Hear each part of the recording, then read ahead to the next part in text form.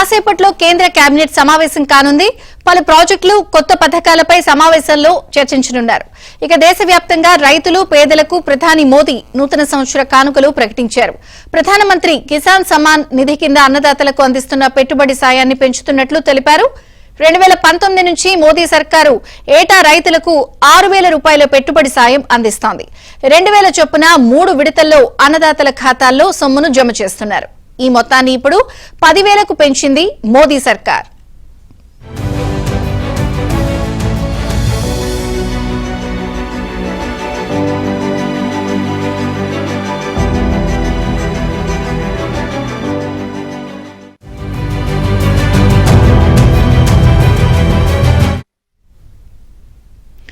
రైతులను ఆర్థికంగా ఆదుకునేందుకు వారి ఖాతాల్లో నేరుగా 10,000 జమ చేయనున్నట్లు ప్రధాని మోదీ ప్రకటించారు.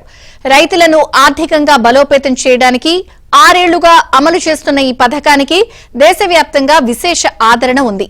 రైతులకు పంట సాయం కింద బాగా ఉపయోగపడుతుంది. ఇప్పటి వరకు కేంద్రం 18 వాయిదాలు చెల్లించింది.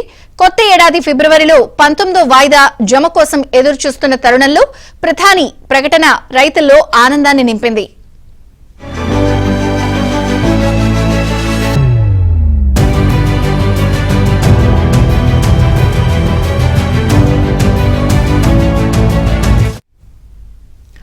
ఇక దేశంలో పేదల కోసం మరో 2 కోట్ల ఇళ్లను నిర్మించే విషయంపై సర్వే జరిపించాలని కేంద్ర ప్రభుత్వం నిర్ణయించింది.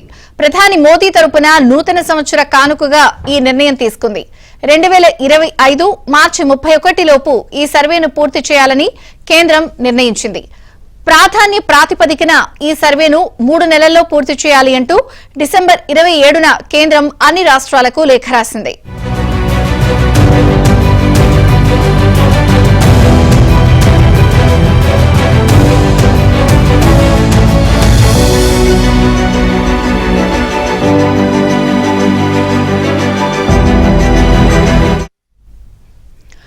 ఆవాస్ 2024 పేరిట రూపొందించిన యాప్లో ప్రజలు స్వయంగా సర్వేలో పాల్గొనేందుకు కేంద్రం అవకాశం కల్పించింది.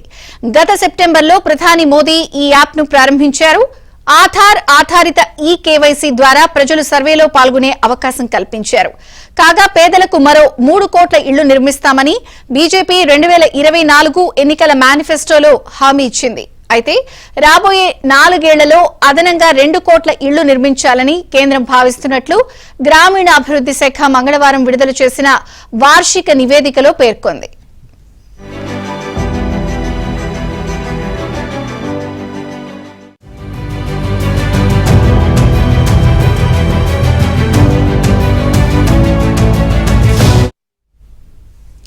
మొత్తం 3.33 కోట్ల ఇళ్లను రాష్ట్రాలు, కేంద్రపాలిత ప్రాంతాలకు కేటాయించగా అందులో 3.22 కోట్ల ఇళ్లు మంజూరయ్యాయని, 2.68 కోట్ల ఇళ్లు నిర్మించారని తెలిపింది.